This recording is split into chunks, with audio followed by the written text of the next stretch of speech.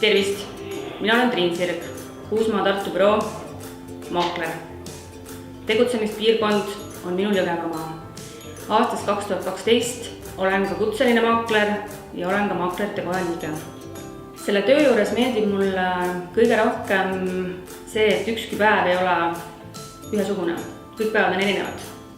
Kuigi kliendid ja nende mured on sarnased, kuid lahendused on alati erinevad.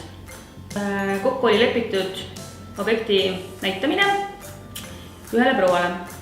Kokku lepitud ajaks kohale jõudes leidsingi eest ühe proua ootamas, kellele astusin ligi, tutvustasin ennast, ka tema tutvustas ennast ja siis juhtus kõik väga kiiresti.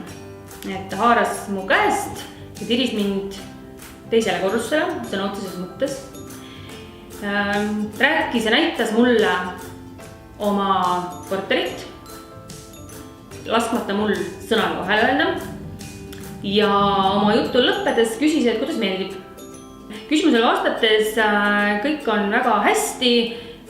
Küsisin siiski vastu, et aga me pidime kokku saama esimesel korrusel asuvas korteris ja siis selgus tõsiasi, et tegemist oli ka maakleriga, kes arvas, et mina olen tema klient ja agaralt tutvustas ta mulle enda korterit.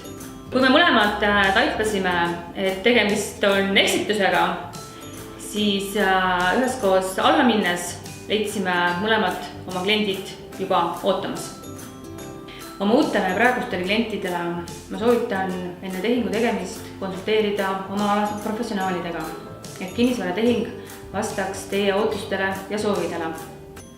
Ja uute kohtumisteni Jõgevamaal!